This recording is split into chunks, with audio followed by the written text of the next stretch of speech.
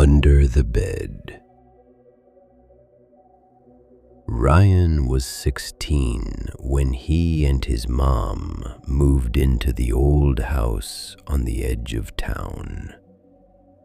It wasn't abandoned or anything like that, just an older place that had been on the market for a while. The rent was cheap, and his mom needed something affordable after the divorce. The house was small, with creaky wooden floors and thin walls. At night, it made a lot of noises. The kind of random sounds old houses make: pops, ticks, and soft groans as the wood shifted with the temperature. At first, Ryan didn't think much of it.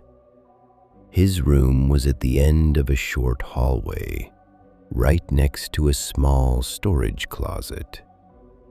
The bed was old, with a wooden frame that sat just high enough off the floor to leave a dark gap underneath. The first week in the house was quiet.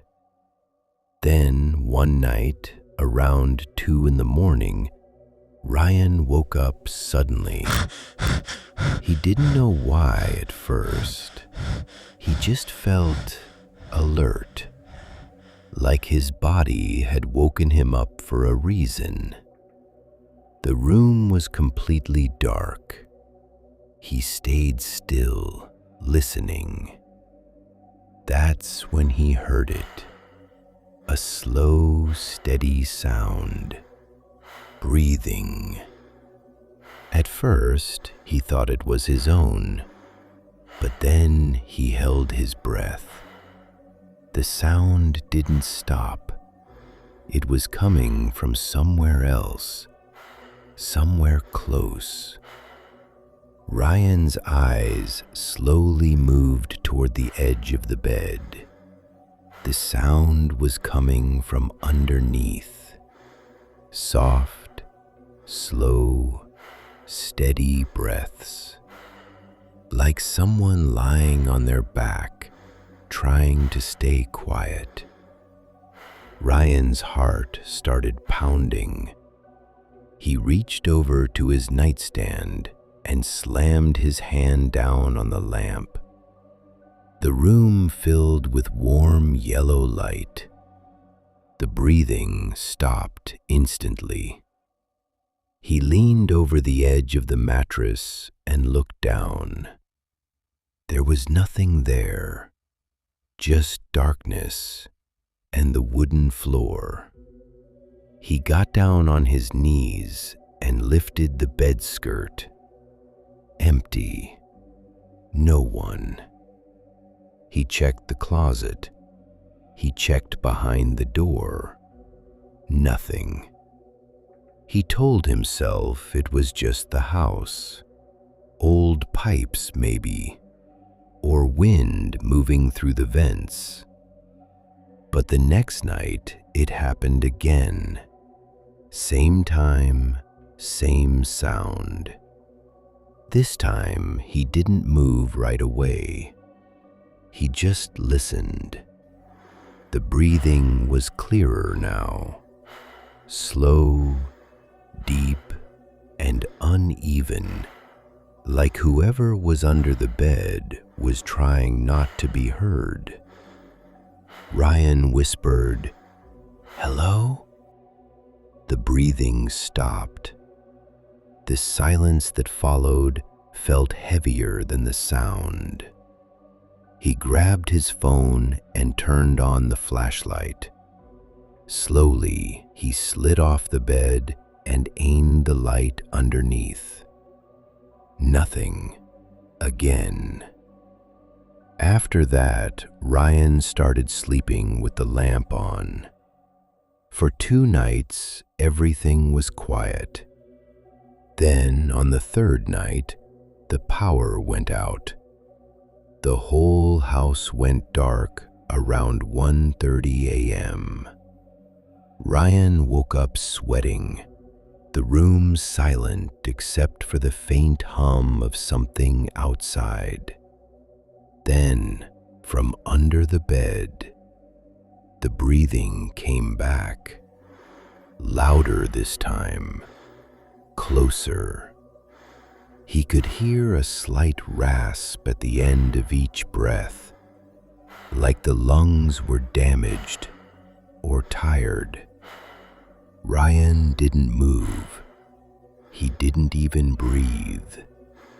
Then he heard something new, a slow scraping sound, like fabric brushing against wood, from under the bed, moving closer to the edge.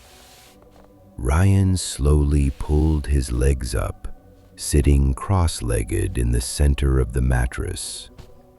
The sound stopped. For a moment, there was only silence. Then, very slowly, a pale hand appeared over the edge of the mattress. Long fingers, dirty nails, skin that looked almost gray in the darkness.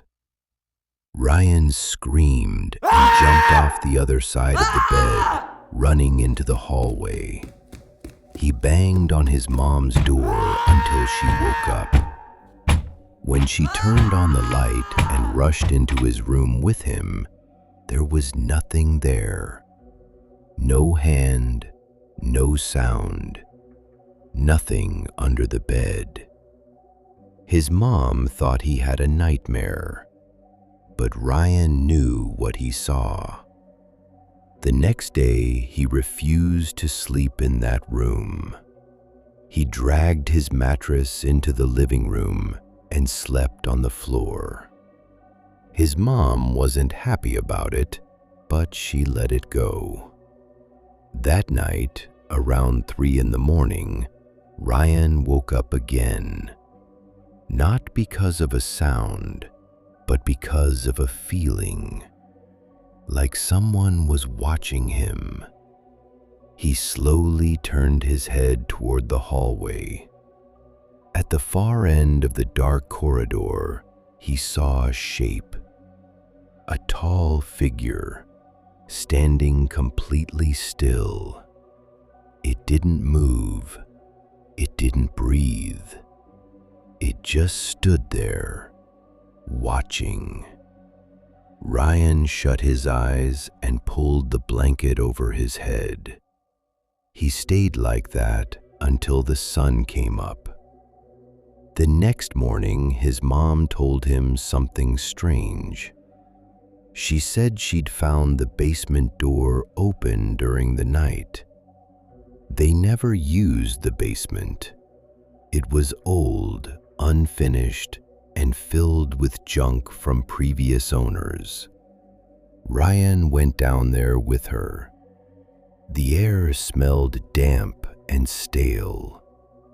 In one corner of the basement, there was an old mattress on the floor, and next to it, a thin blanket, a plastic water bottle, and an empty can of food. Someone had been living down there, and judging by the smell, they hadn't left very long ago. Ryan never heard the breathing again after that, but even now, years later, he says he still can't sleep on a bed that has space underneath it. Because sometimes, late at night, when the room is quiet, he swears he can still hear slow, steady breathing coming from the floor.